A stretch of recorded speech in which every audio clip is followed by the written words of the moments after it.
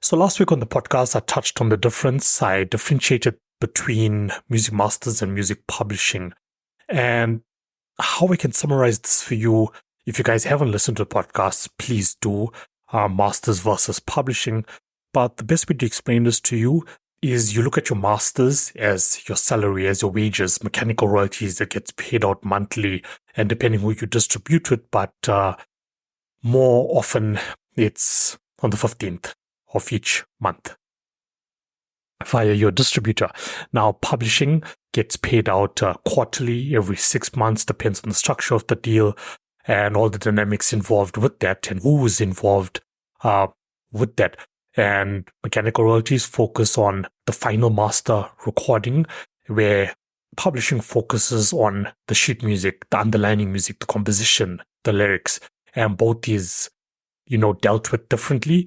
The record label owns most of the time, owns the masters, where the publishing is owned by the songwriters and the publishers. Now, you can outsource the publishing like we do at Posh Magosh Records, but serving as a publisher, where people outsource the publishing or distribution and publishing to us, or you could become your own publisher as an independent artist. Yes, that is possible, which is actually something I'm going to touch on today on the podcast. Like, I'm going to be talking a lot more on the podcast about entertainment law and how it all works.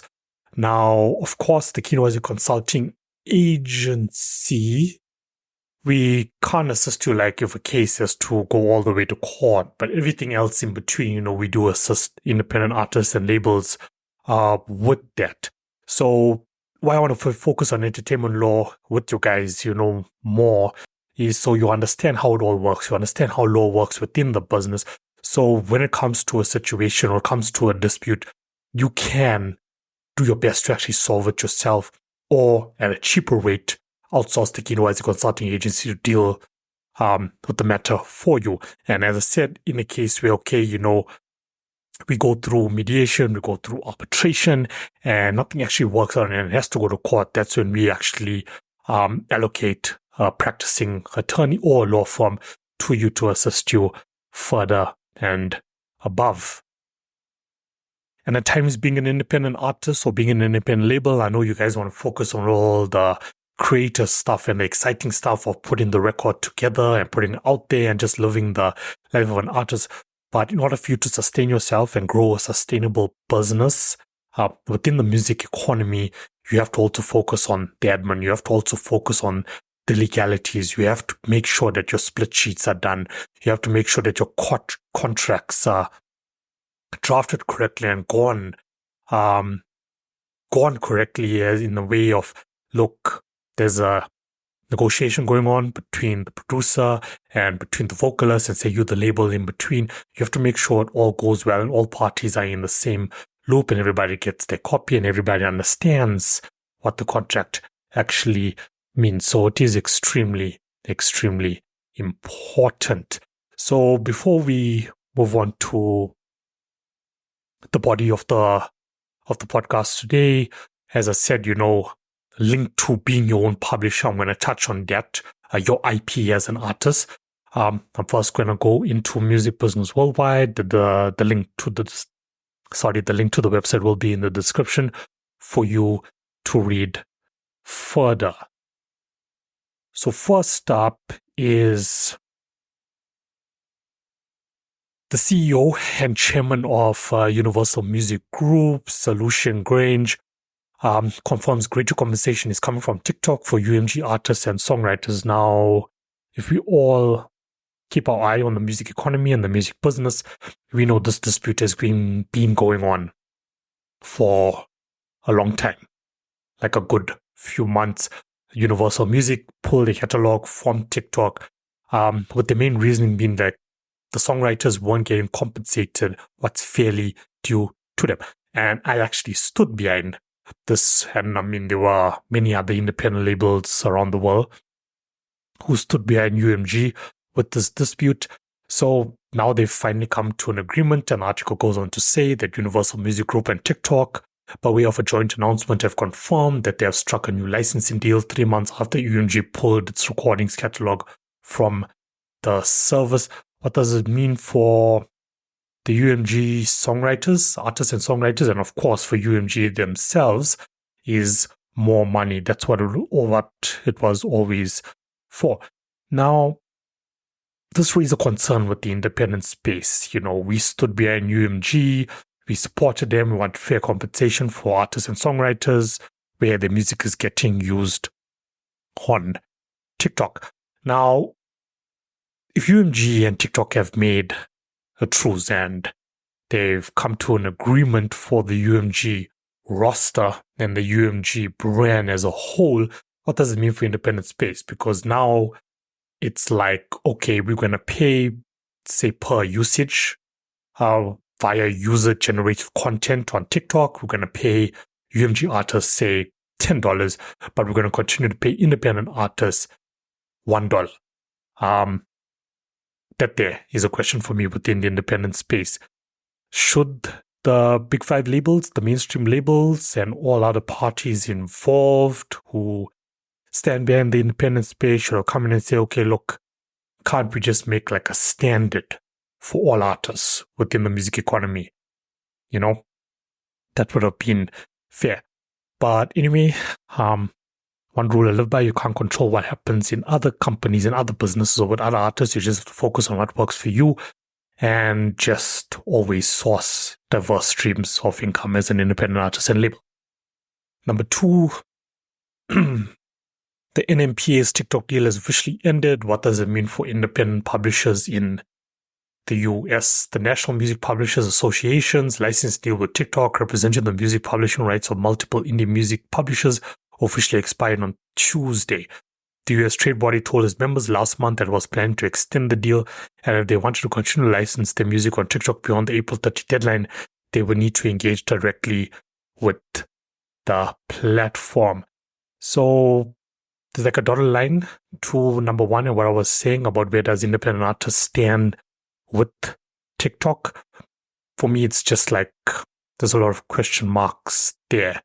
The last paragraph goes on to say, this means that as of May 1st, music controlled by indie publishers represented by the trade body who haven't agreed a new direct agreement with TikTok will be unlicensed for use on the platform. So UMG comes out winning. Independent artists are now probably like overwhelmed. Okay, our music, if a new agreement hasn't been made by ourselves, it'll get removed. And even if our music stays on, we're not going to get compensated as much as UMG artists. So a lot of question marks there. And hopefully associations such as the National Music Publishers Association's association, actually steps in and comes up with a remedy for this. Number 3, Blackstone launches $1.57 billion bid for Hypnosis Songs Fund. HSF board recommends offer to shareholders. This we touched on last week. Number 4, a Shaman management coup, a tearful press conference, and a $770 million market cap dip. What the heck is going on at Hype? A week before, K-pop giant Hype reported disappointing earnings, revenue down 12% year-on-year in Q1 of 2024, and net profit down 87.5%. The story emerged about conflict between the company and the CEO. So I'm not going to touch on that. You're more than welcome to click the link in the description and read more. Number 5, which is a topic we spoke about last week also, is Spotify versus songwriters, in brackets again. NMPA says Spot's latest move to lower royalty rates is likely to end up in a legal conflict. So we did touch on this topic, I think it was last week, the week before, maybe both.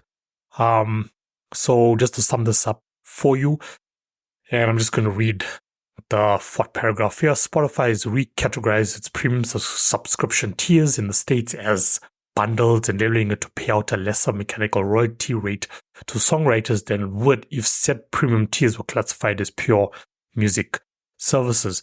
So there was an agreement where if it's a service, a tier is seen as a service, Spotify will be obligated to pay out artists and songwriters much more. So I mentioned this on the podcast. They were very strategic in putting it together as a bundle as in music streaming, podcasts, whatever. So they now stand within their rights to actually pay out less. So it's strategic for Spotify as a company, but I also see this being like, yeah, as the article goes on to say, another legal conflict that's going to happen. You look at it at both ends where Spotify eliminated piracy and created this awesome platform from the, say, mid-2000s till date and really created a home for artists all over the world. And on the other hand, they pay out peanuts to artists. So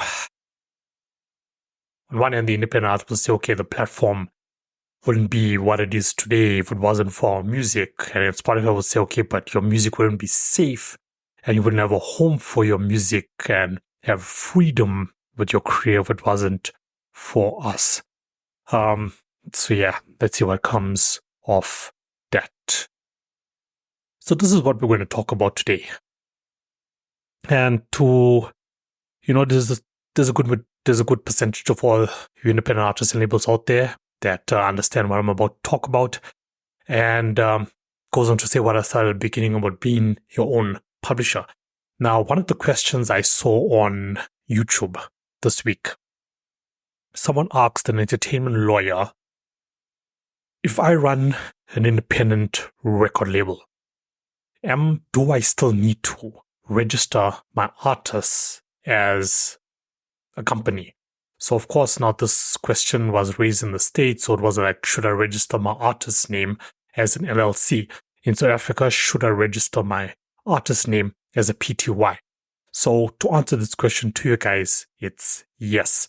So if you are running your own independent label, or say you're an independent artist and you work with an independent producer, you work with an independent record label, independent publisher, and you all got an agreement amongst each other, working on a partnership agreement like we love to do at Posh Mangosh, it is in your best interest as an artist, or if you're a record label who have artists under them, to register your artists under their own PTY, under their own entity as a separate business.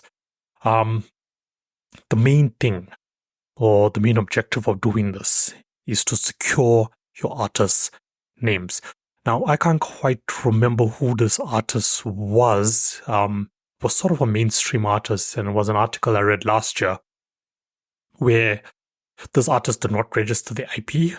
They weren't seen as a legal entity, and they went on to make good few records, albums, EPs, and as they were going down, thinking, okay, everything is okay, all is good, here comes another group with good intentions. No one was actually wrong here. They came with good intentions to say, look, buddy, here's the paper proving that the name that you are using, I actually own it. It's the name of our band. It's registered, seen as a legal entity. The artists now who did not follow the correct legal procedures, or company registration procedures to actually get the IP secured, had no choice but to change the name. So it's like I'm going to use my artist name as an example, which is legally registered as a PTY. I continue my journey as an artist. Kino Isaac is out there, things are great, but I did not register. And I'm thinking, how would I feel if someone had to come knocking on my door down the line? It can be a couple of months from now, it can be a couple of years from now, and like, yo, Kino Isaac actually belongs to me. I registered it as an entity. That's when I am completely screwed and I got no choice but to change my name. So I've literally seen in independent space these sort of conflicts happen. And even though I share this advice to independent artists and labels, not many do take it to heart and actually get it done. It's always the excuse of, oh no, we don't have the 175 Rand to register the company, or we don't have the 50 Rand just to reserve our name for the next 6 months. And then, in the 6 months, we'll get the balance to actually register the company. As an artist, you're putting yourself at risk or not doing that, because you're not going to be able to secure your IP, and you're not going to be able to actually receive income legally, correctly if you're not registered as a company.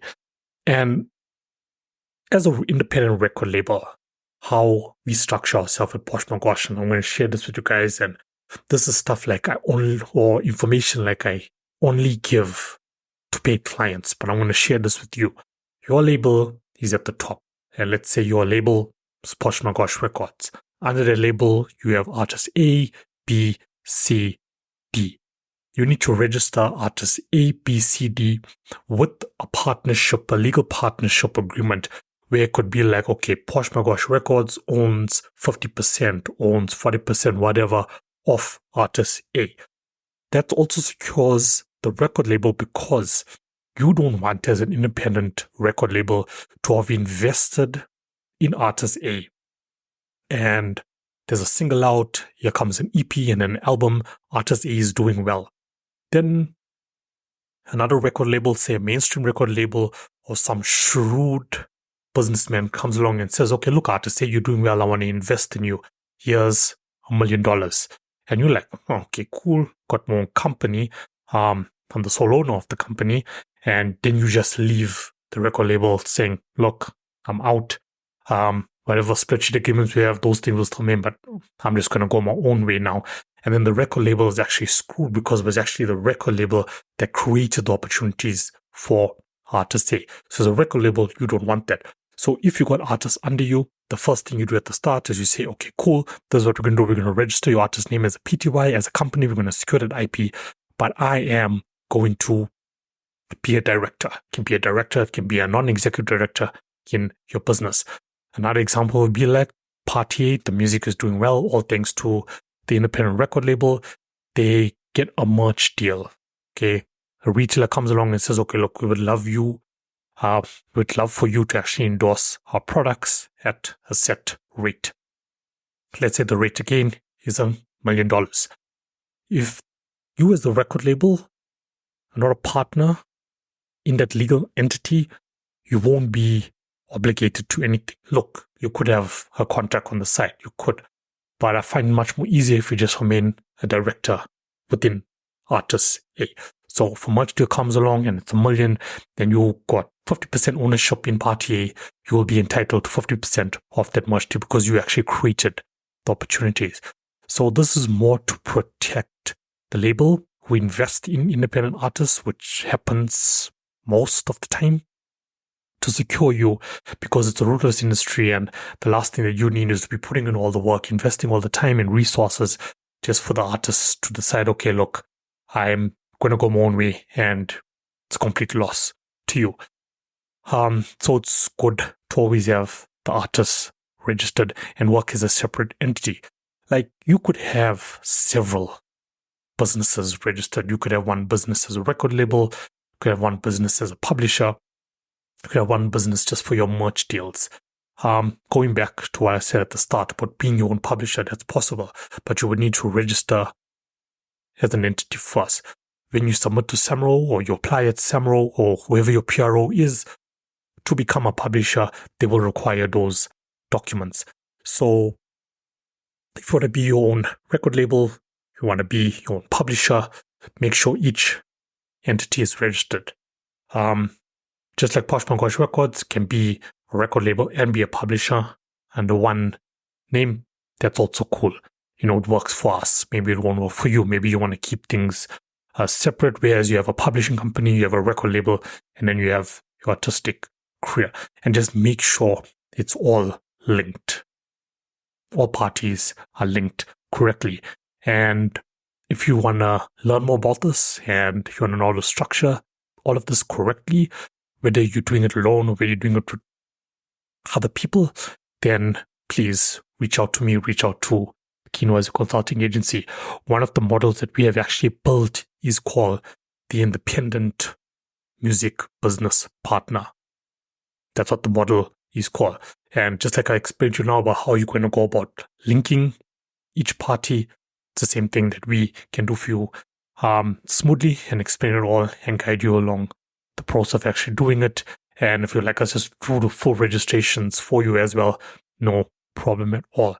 So keep in mind there is a difference between, okay, registered as a legal entity, as a PTY. It doesn't mean, of course, that your logos and how your artist name or your record label logo and stuff is actually secured.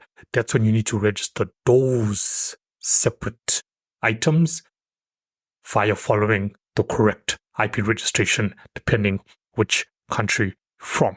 Also, there's patents.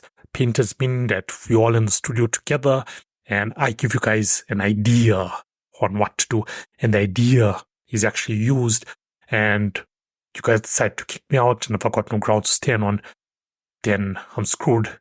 The idea is yours. But if I have an idea, a patent, and I register that idea, then it's secure, then it's mine.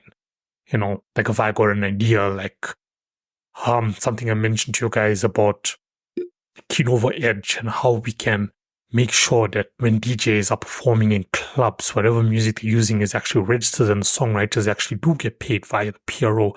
That idea is mine. So it's my responsibility to register that patent, because someone can come along, be like, okay, this is a dope idea. They actually take action with it. They register it as their patent, and then you are screwed. So what does all this come down to? Like, to sum it up, make sure all the legalities are taken care of from the word go.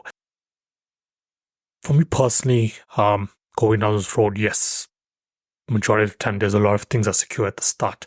But of course, you get caught up and then there's this to deal with and that to deal with, and you forget about like smaller components that you actually need to get done to make sure that all parties are secured, and you don't get it done, what happens, but just make sure you get it done in time.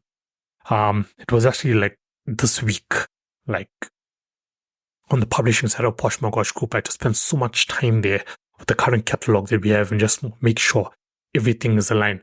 And be honest with you guys, even though split sheets and contracts were signed at the start of certain projects, I never registered on the system.